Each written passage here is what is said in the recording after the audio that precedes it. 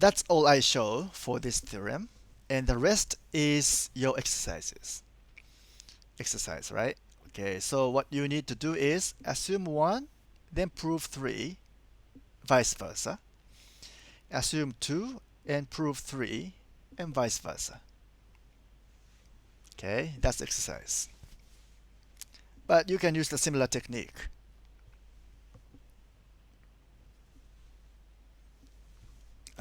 So far so good?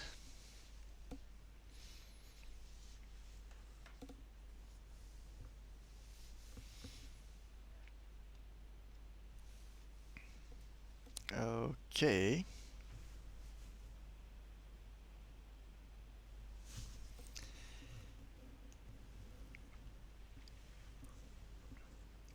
Now, another definition. Let A and B be sets. The Cartesian product A times B is defined to be the set of all ordered pairs of the form A and B, where small a belongs to A and small b belongs to the set B. Okay, so that means this set is defined as the set of ordered pairs A and B such that the first element belongs to A, the second element belongs to B. Okay, this order is important. You cannot write BA. That's a different thing. Okay, and you can define the Cartesian product of n sets. Okay, A1 this is a set, A2 is a set, up to AN they are sets. In this order, order matters. The order is important here. Okay, so this is defined as this ordered, it's called tuple. No, pair, triple, quadruple, quintuple. I guess I don't know. I don't know this English, but yeah, it's in general it's called tuple. So n tuple. Okay, and each of these A1, A2, A3, and so on, they belong to the corresponding subset set. I mean, this AI. AI means A1, A2, and so on, right? This I is the index. So this element belongs to the corresponding set here. Okay, so order matters. So A times B is not equal to B times A in general. Well, in some special cases, this may be equal, but in general, they're not. And by the way, the word Cartesian derives from Rene Descartes.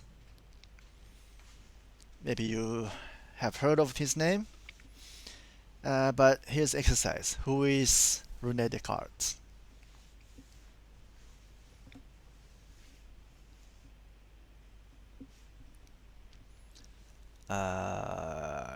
He is, I think, maybe he is famous for this quotes. I think, therefore, I am. What does it mean?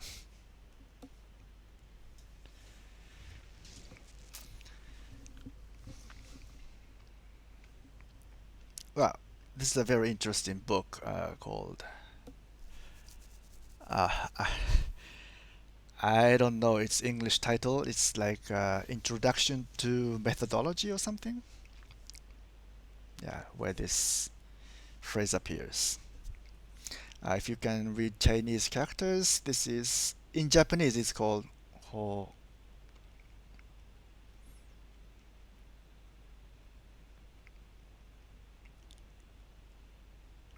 Yeah.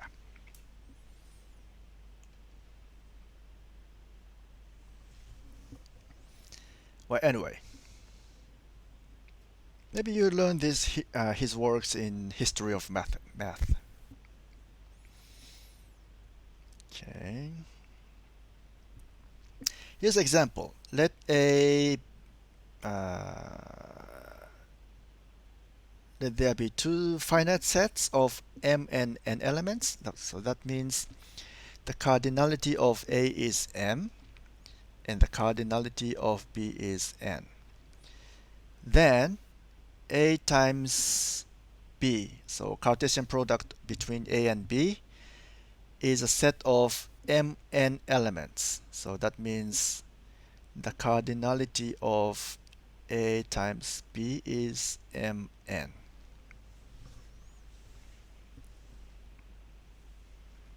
Okay.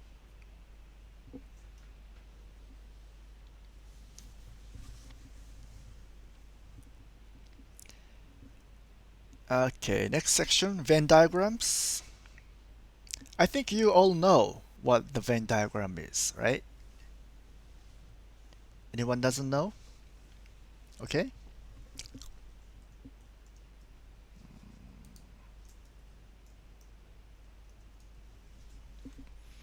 Venn diagram. Yeah, it's we've been using this already. So it's something like this. So set A, set B, intersect, union, and so on. So that's Venn diagram.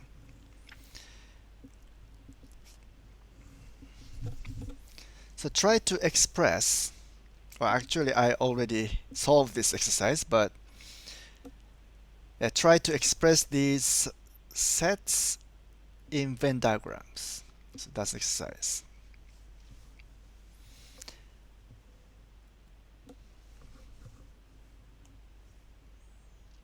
And try to prove this. A intersect B, its complement is equal to A complement union B complement using Venn diagram.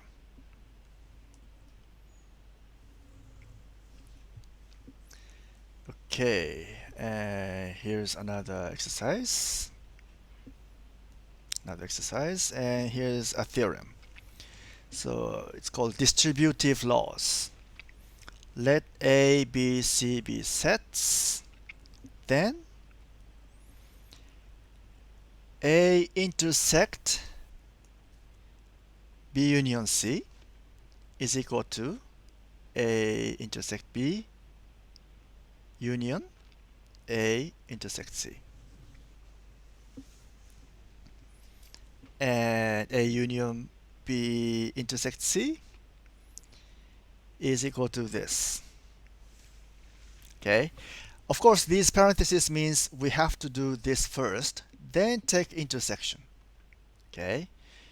On the right hand side here, we take these intersections first, then take the union of these two. Okay.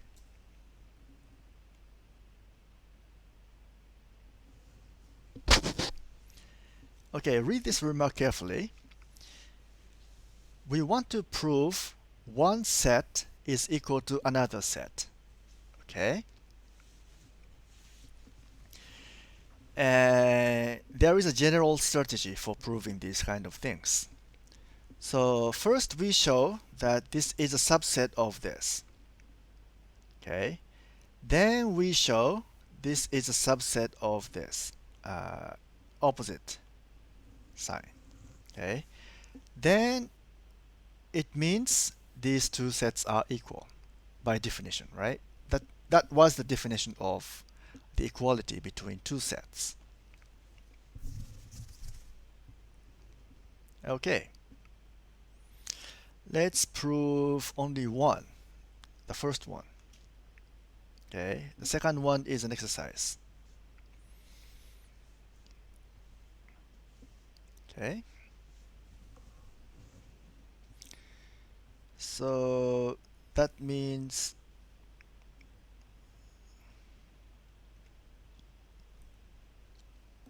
okay, we want to prove this one. Let's see.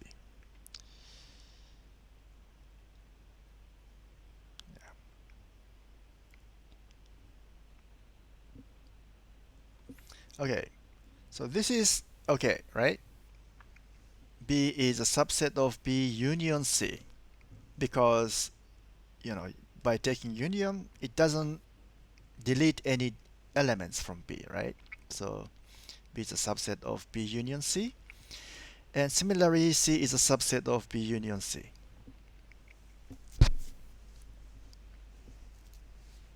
Okay?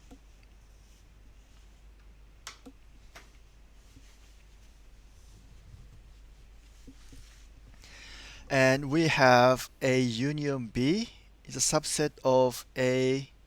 Okay. So what should I say here? So so from this we can say this. Why? Because pick this one.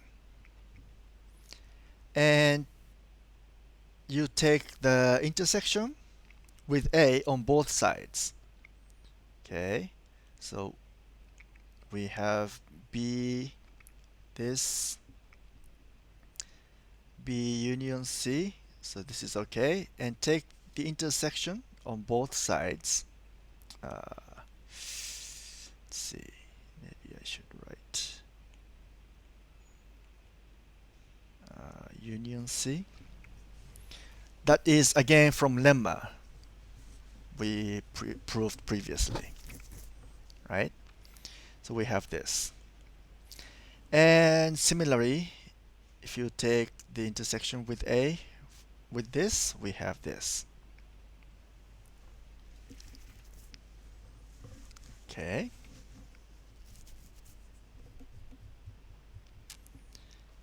So let's see. This is A union B, A intersect B union C. A intersect B union C. So it's the same thing. So let's see. A intersect C. A intersect B or C. So this and this are the same thing.